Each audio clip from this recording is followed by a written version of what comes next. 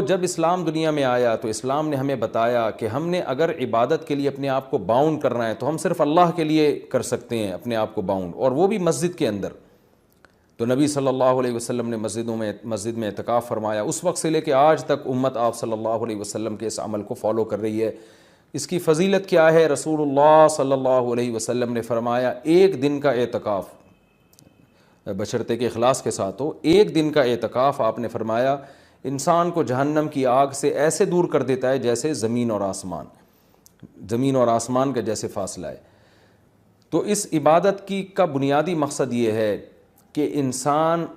پورے سال دنیا کے کاموں میں مشغول رہتا ہے، وہ سال میں کچھ دن اللہ کے لیے نکالے۔ جیسے کوئی شخص ہجرت کرتا ہے اللہ کے لیے، اپنے گھر بار کو چھوڑتا ہے،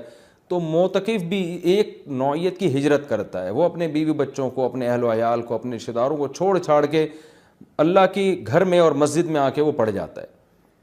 تو اللہ کو یہ عمل بہت محبوب لگتا ہے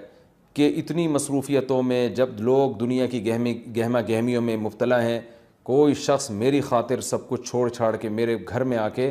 پڑھ جاتا ہے کہ اللہ جب تک تو مجھے معاف نہیں کرے گا، جب تک تو مجھے سیدھے راستے پہ چلنے کی توفیق نہیں عطا فرمائے گا، گویا میں تیرا در چھوڑوں گا نہیں۔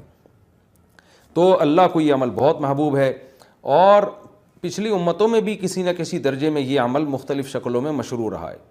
آپ صلی اللہ علیہ وسلم نے اس کی فضیلت بھی بیان کی، اور فقہائے کرام نے قرآن و سنت ہی سے اعتکاف کے مسائل بھی نکالے۔ تو اعتکاف کی سب سے بڑی فضیلت کیا ہے؟ ایک تو وہ فضیلت کہ جو حدیث میں بیان کی کہ مشرق اور مغرب میں جو فاصلہ اور آسمان اور زمین میں جو فاصلہ ہے،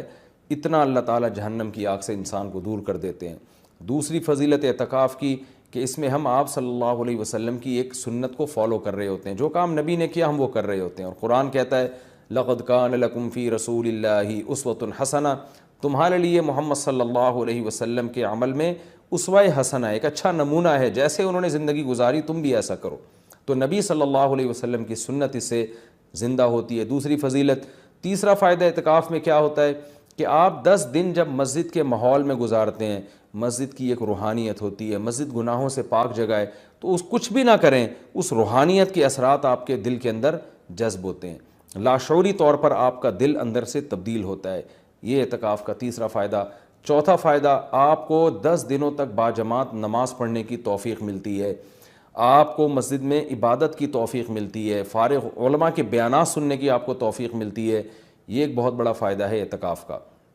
اور سب سے بڑا فائدہ کیا، جو حدیث میں بھی منقول ہے، اور آپ صلی اللہ علیہ وسلم نے اعتکاف کی مشروعیت کی ایک وجہ یہ بھی بیان کی ہے کہ اس سے انسان کو لیلۃ القدر نصیب ہوتی ہے۔ آپ صلی اللہ علیہ وسلم لیلۃ القدر کی رات کی تلاش میں بھی اعتکاف فرمایا کرتے تھے، 10 دنوں کے لیے مسجد میں آ کے بیٹھ جایا کرتے تھے۔ تو معتکف کو یقینی طور پر لیلۃ القدر کی رات ملتی ہے، بالفرض اگر وہ سوتے ہوئے میں بھی لیلۃ القدر کی رات گزر جائے اور اس سے عبادت نہ ہو سکے تو کم از کم اعتکاف والی عبادت تو اس کو لیلۃ القدر میں ملے گی۔ وہ قیامت کے دن یہ تو کہہ سکتا ہے اے اللہ لیلۃ القدر کی رات میں نے کوئی عبادت نہیں کی، لیکن اعتکاف والی عبادت مجھ سے ہوئی ہے، اس لیے کہ میں مسجد کے اندر موجود تھا۔ تو اعتکاف والے حضرات کو چاہیے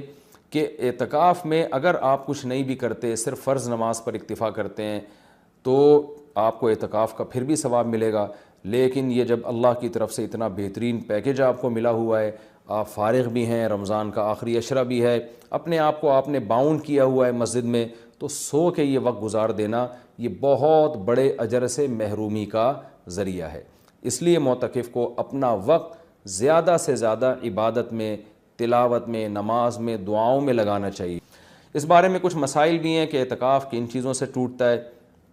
پہلی بات تو یہ کہ اگر آپ کا روزہ ٹوٹ گیا تو اعتکاف بھی خود بخود ٹوٹ جائے گا۔ اعتکاف جب بھی ٹوٹے گا تو قضا ایک دن کی ہوتی ہے اس کی، جیسے کسی کا اعتکاف ٹوٹ گیا تو وہ اگلے ہی دن مغرب سے پہلے قضا کی نیت کر لے، اور یہ نیت کرے کہ میں جو آج اعتکاف ٹوٹا ہے اس کی میں قضا کر رہا ہوں، کیونکہ وہ سنت اعتکاف تو اب اس کا ختم ہو جائے گا، وہ ایک قضا اعتکاف کرے اور پھر آگے نفلی اعتکاف کی نیت سے مزید دن اگر باقی ہیں تو مسجد میں بیٹھ جائے، تو وہ 24 گھنٹے روزے کے ساتھ قضا اعتکاف کی نیت کر لے گا، یعنی 24 گھنٹے اعتکاف ہوگا اور روزے کے ساتھ، روزہ جو صبح صادق سے غروب آفتاب تک ہوتا ہے۔ کن چیزوں سے اعتکاف ٹوٹتا ہے میں اس پہ تذکرہ کر رہا تھا۔ ایک، روزہ اگر ٹوٹ گیا تو اعتکاف بھی ٹوٹ جائے گا، دوسرا، بلا شرعی عذر اگر آپ مسجد سے باہر نکل گئے تو آپ کا اعتکاف ٹوٹ جائے گا۔ شرعی عذر کیا ہے؟ شرعی عذر ہے سب سے پہلے قضاء حاجت ہے۔ قضاء حاجت کے لیے آپ جا سکتے ہیں اور اس دوران چلتے چلتے باتیں بھی کر سکتے ہیں، رک کے آپ باتیں نہیں کر سکتے۔ آپ واش روم تک پہنچے، پتہ چلا جی واش روم کا دروازہ بند ہے، کوئی پہلے سے وہاں موجود ہے، تو آپ اس کے انتظار میں وہیں کھڑے رہ سکتے ہیں، اس سے اعتکاف نہیں ٹوٹتا۔ وہاں کھڑے کھڑے آپ کسی سے موبائل پہ بھی بات کر سکتے ہیں، آپس میں بھی بات کر سکتے ہیں۔ ہاں، بندہ باہر نکل آیا اور پھر بھی آپ موبائل پہ لگے ہوئے ہیں تو آپ کا اعتکاف ٹوٹ جائے گا، کیونکہ اب یہ آپ کا کھڑا ہونا یہ شرعی عذر کے بغیر ہے۔ وضو کے لیے آپ جا سکتے ہیں، جب آپ وضو کے لیے گئے تو نل کا کھولا آپ نے، وضو کے دوران آپ بات چیت کر رہے ہیں، اس سے اعتکاف نہیں ٹوٹے گا۔ وہ الگ بات ہے وضو کے دوران بات چیت نہیں کرنی چاہیے، لیکن اس سے اعتکاف نہیں ٹوٹے گا، کیونکہ آپ نے اس بات چیت میں الگ سے ٹائم نہیں لگایا، وضو کے دوران ہی آپ نے بات چیت کی ہے، وضو آپ نے پراپر طریقے سے کیا، اور اب آپ وہاں بیٹھے بیٹھے وضو کی دعا پڑھ رہے ہیں یا کچھ اور پڑھ رہے ہیں تو اس سے بھی اعتکاف ٹوٹ جائے گا، کیونکہ پراپر وضو کرنے کے بعد آپ پر لازم تھا کہ آپ اٹھ کے مسجد میں آئیں۔ ہاں، جلدی وضو کرنا ضروری نہیں ہے، بعض لوگ وہمی ہوتے ہیں، وہ سمجھتے ہیں میں اعتکاف سے مسجد سے باہر نکل کے وضو کروں تو بہت اسپیڈ میں کریں، ایسا کچھ بھی نہیں ہے۔ تمیز سے، آرام سے، شرافت سے، اعتدال سے آپ وضو کریں، جو پراپر طریقہ ہے وضو کرنے کا۔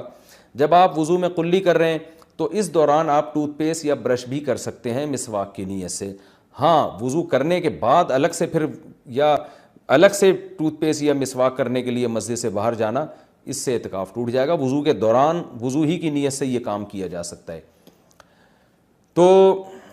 اس سے اعتکاف نہیں ٹوٹے گا۔ اسی طرح اگر کسی کے لیے گھر سے کھانے پینے کا انتظام نہیں ہو رہا، کوئی لا کے دینے والا نہیں ہے، تو وہ مجبوراً کھانا کھانے کے لیے بھی باہر جا سکتا ہے، کیونکہ یہ کھانا بھی انسان کی بنیادی ضرورتوں میں سے، آپ ہوٹل سے کھانا خریدنے کے لیے مجبوری میں جا سکتے ہیں اور لا سکتے ہیں۔ غسل کے لیے، فرض غسل کے لیے تو اعتکاف سے باہر نکلنا بالکل جائز ہے۔ سنت غسل کے لیے جو راجح قول ہے، جو دلیل کے لحاظ سے قوی ہے، اس کے مطابق سنت غسل کے لیے آپ اعتکاف کے لیے مسجد سے باہر نہیں جا سکتے، چاہے وہ جمعہ کا دن ہو یا کوئی بھی دن ہو۔ راجح قول بہرحال جمہور کا قول یہی ہے، اگرچہ کچھ علماء دوسرے قول کے بھی قائل ہیں، لیکن جو راجح قول ہے، جو جمہور کا قول ہے، جس پہ فتویٰ اب تک دیا جاتا رہا ہے، وہ یہی ہے کہ آپ غسل نہیں کر سکتے۔ ہاں، یہ ضرور ہے کہ اگر آپ واش روم میں گئے اور وہاں کوئی غسل کا بھی انتظام ہے، جیسے اٹیچ باتھ روم ہوتے ہیں، تو جتنی دیر میں وضو کرنے میں ٹائم لگتا ہے اتنی دیر میں آپ اگر غسل کر لیتے ہیں تو آپ کا اعتکاف نہیں ٹوٹے گا۔ اور ظاہر ہے یہ جب ہی ہوگا جب بغیر صابن کے آپ غسل کریں، جلدی جلدی کپڑے اتار کے بس پانی بہائیں، جتنی دیر میں وضو کرتے ہیں اتنی دیر میں، تو وضو ہی کی نیت سے آپ غسل بھی کر لیں تو پھر اعتکاف نہیں ٹوٹے گا، لیکن اگر آپ نے ٹائم لگا لیا تو ٹوٹ جائے گا۔ گرمیوں میں بہت بڑی پرابلم ہو جاتی ہے، پسینے کی بدبو لوگوں میں آ رہی ہوتی ہے، تو ایسے موقع پر اگر کوئی مسجد میں ایسا انتظام کر لیا جائے کہ مسجد ہی میں کوئی ایسا ٹب ہو جہاں بیٹھ کے کوئی نہا لے اور مسجد گندی نہ ہو، تو اس کی بھی گنجائش ہے، یا صرف سر دھو لے، اور سر تو دھویا جا سکتا ہے، آپ مسجد سے سر تھوڑا سا باہر کریں اور پھر کوئی شخص پانی ڈال کے یا خود ہی آپ پانی ڈال کے اپنے سر کو دھو لیں صابن سے، تو یہ بھی جائز ہے۔ پاؤں آپ کے مسجد کے اندر رہنے چاہیے، پاؤں اگر مسجد سے باہر نکل گئے تو اعتکاف ٹوٹے گا، پاؤں اگر مسجد کے اندر ہیں تو اعتکاف نہیں ٹوٹتا۔